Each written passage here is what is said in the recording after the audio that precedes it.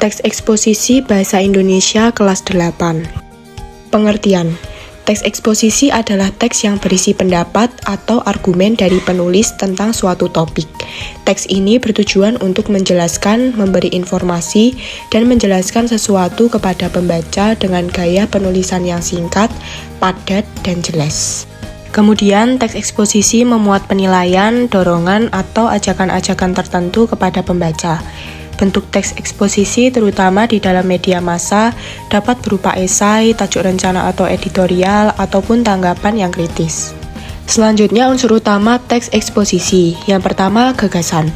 Gagasan disebut juga ide atau pendapat, yang berisi pernyataan berupa komentar, penilaian, saran, dorongan, dan bujukan.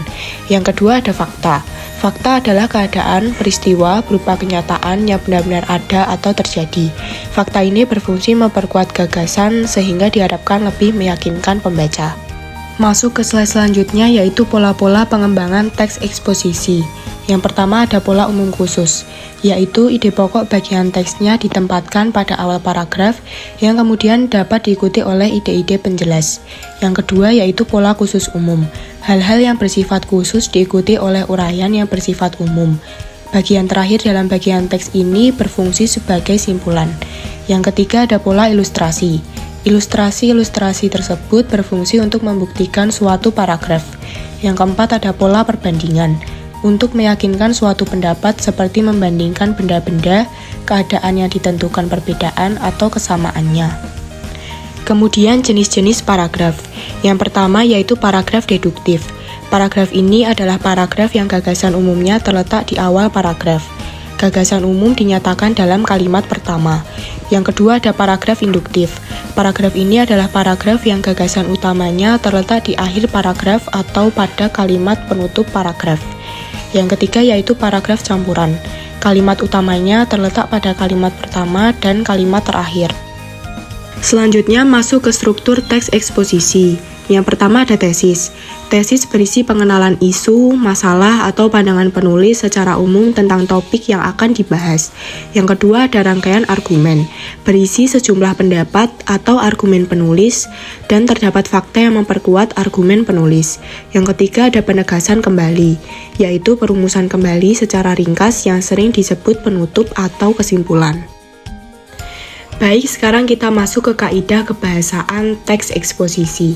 Yang pertama yaitu menggunakan kata-kata teknis atau peristilahan.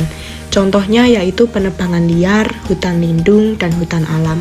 Yang kedua yaitu menggunakan kata-kata yang menunjukkan hubungan argumentasi atau kausalitas.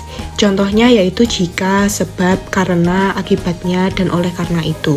Kemudian menggunakan kata-kata yang menyatakan hubungan kronologis atau keterangan waktu, ataupun menyatakan perbandingan atau pertentangan. Contohnya yaitu sebelum itu, kemudian, pada akhirnya, sebaliknya, dan namun. Kemudian menggunakan kata-kata kerja mental atau mental verba. Contohnya yaitu diharapkan, memperkirakan, berpendapat, berasumsi, dan menyimpulkan. Kemudian menggunakan kata-kata perujukan. Contohnya berdasarkan data, merujuk pada pendapat. Kemudian menggunakan kata-kata persuasif. Contohnya yaitu hendaklah, sebaiknya, diharapkan, perlu, dan harus. Kemudian langkah-langkah penyajian membuat teks eksposisi. Yang pertama yaitu menentukan isu ataupun masalah yang akan dibahas. Yang kedua yaitu membaca berbagai sumber yang berkaitan dengan isu yang dipilih, seperti melakukan sejumlah pengamatan lapangan. Yang ketiga yaitu mendaftar topik yang berkaitan dengan isu berdasarkan hasil membaca dan langkah-langkah pengamatan. Yang selanjutnya masuk ke kegiatan penyuntingan. Nah, di dalam kegiatan penyuntingan ini dibagi menjadi 3 aspek. Yang pertama yaitu aspek isi, aspek struktur penyajian, dan aspek kaidah kebahasaan. Yang pertama, aspek isi. Aspek isi ini terkait dengan daya tarik isu, kelugasan argumen, dan kelengkapan fakta.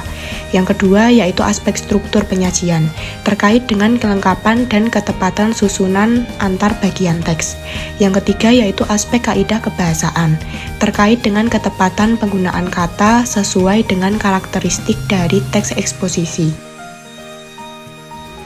Baik, jadi ini adalah contoh dari teks eksposisi. Judulnya yaitu Manfaat Sarapan Pagi untuk Tubuh. Nah, di dalam teks eksposisi ini juga sudah terdapat struktur dari teks eksposisi, seperti tesis, argumentasi, dan penegasan kembali. Baik, jadi itu tadi adalah pemaparan dari materi teks eksposisi. Terima kasih bagi kalian yang sudah menonton dan semoga bermanfaat.